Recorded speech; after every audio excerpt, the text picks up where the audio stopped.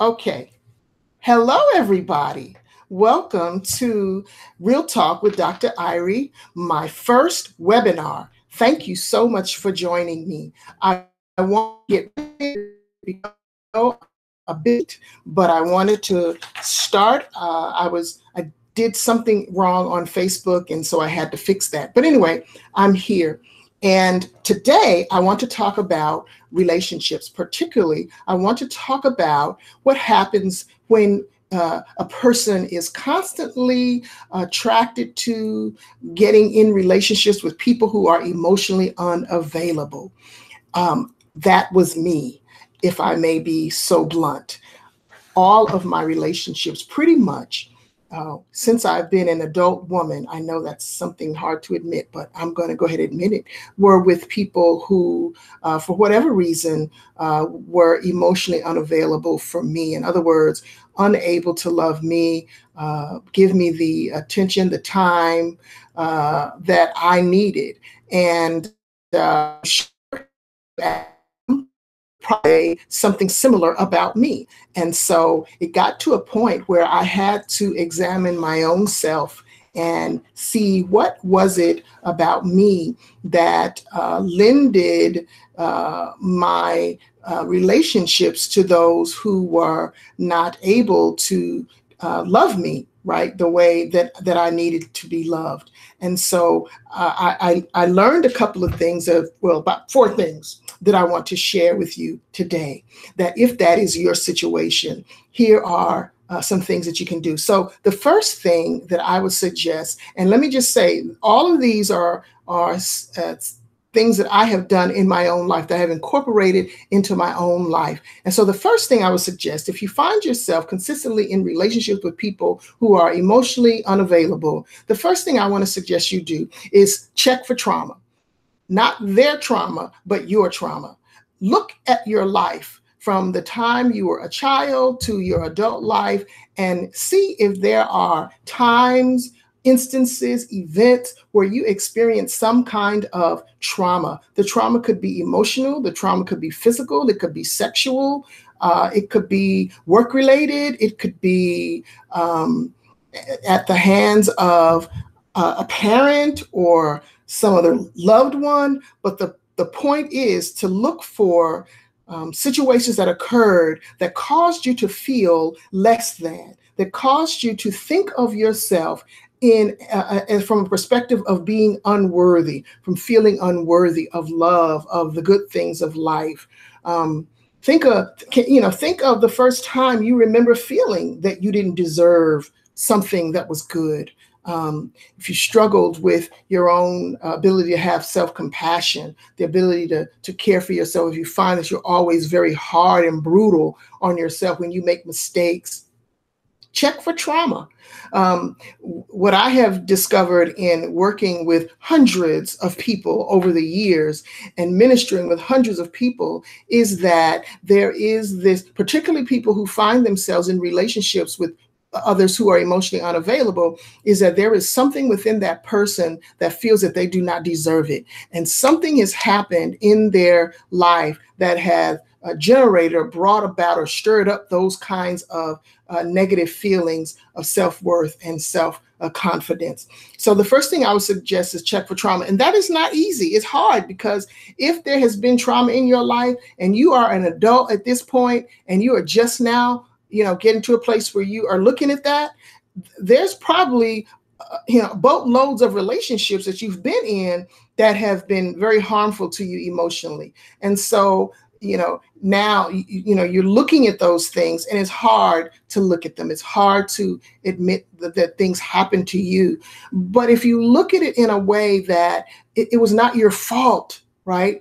One of the things that a therapist shared with me the first time I went for counseling for the sexual abuse that I had experienced, she said to me, it is not your fault it's not your fault about what feels good to your body. Right now, think about that. Think about if you were a young man, a boy, and someone molested you and you had an orgasm.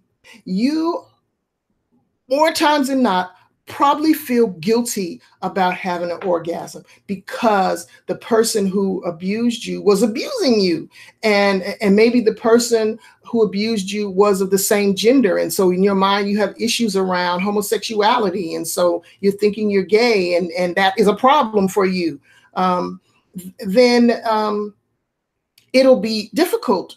May be difficult for you to look at those kinds of things. But I'm telling you, if you want to fix something in your life, you've got to face it. You can't fix what you won't face.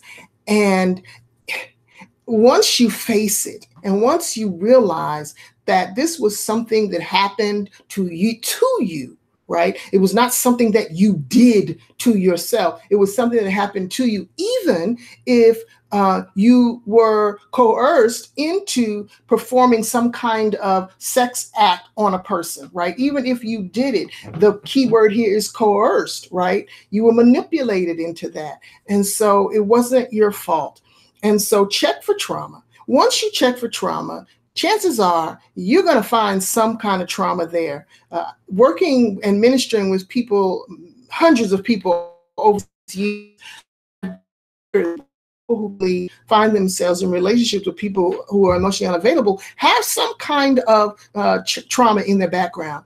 And so once you discover that, then chat with someone, have a conversation with someone who can help you process the emotions behind that and how you have responded to the trauma.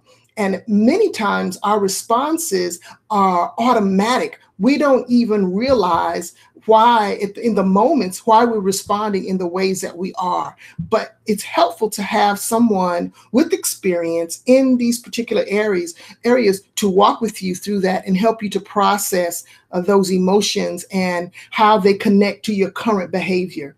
Because there is 9 times out of 10 some kind of connection between what you do and what happened to you. I know in my own life, one of the emotional by my biological father. He was never in my life. I never was daddy's little girl. Never felt that love from a man who was in my life to protect me, to care for me, to teach me, to hold my hand. I never experienced that. And so as a response to that, I was looking for love, or that kind of male love, in all the wrong places and faces, right? And so I wound up with people who did me just like my bio dad did. They left. And what I remember, even as a kid, I remember thinking that if I could get one of these boys or one of these young men who don't want to be with me to change their mind and really start liking me and loving me, then it would almost be like my father now loves me. It was almost be like I'm fixing what happened with my father. And that's a fantasy, right? But that was the pattern that I was in. I was a grown adult before I realized that, but chatting with someone helped me to realize that and see those connections. So check for trauma, chat with someone. And the third thing I would suggest is that, once you are working through these emotions and working through this with someone, it'll be time to close the door on the past. Now, that does not mean that you won't ever think about it again, but it means getting to a place in your life where the past no longer dominates and controls your present and your future. And we can't put a timeline on how long that will take for you or me or anyone. Each person's journey is their journey. Each person's process is our own process. But the goal is to get to a point where we can close the door on the past, and we can close the door on the trauma and those harmful, hurtful experiences controlling our present and our future. And then the final thing that I want to suggest, which is one place where I sort of missed it early on, is to create a strategy for relationships. Let me tell you how important this is. Because what happens when we're continually attracted to, when we've developed this pattern of attracting people or being in relationship with people who are emotionally unavailable, our bodies and our reaction to other people causes us often to feel like we're attracted to them.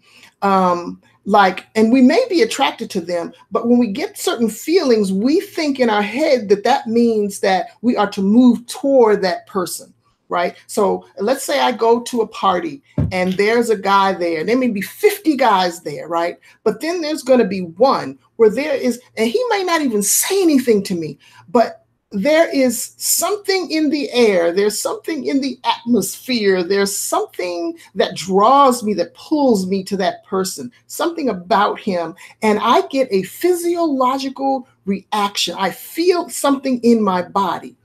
That causes me to think, oh, let me move toward this person. This is someone I want to get to know.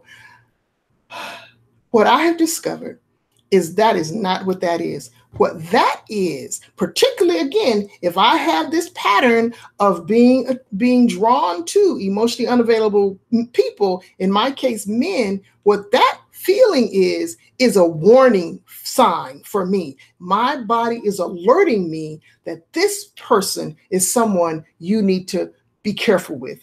This person is someone you need to watch out for. Find out if this person is able to be emotionally available in relationships. It doesn't mean go full speed ahead. This is your dream guy. You know, even if he's has those same feelings towards you, right? It does not mean that this needs to be a relationship. Because what I've learned, what my body is telling me is to proceed, but proceed with caution. Ask questions, get to know if this person is a safe person for me. And 9 times out of 10, they are not a safe person for me, but it is my body that's telling me to pay attention and to watch out. And so there you have it. If you have a pattern of getting in relationship with people that are emotionally unavailable, the first thing I want to suggest that you do is check for trauma. Then get to a place where you can close the door on the past and then create a strategy for new relationships. Glad you joined me for this first webinar on Real Talk Webinars with Dr. Irie. Peace, and I'll see you next time.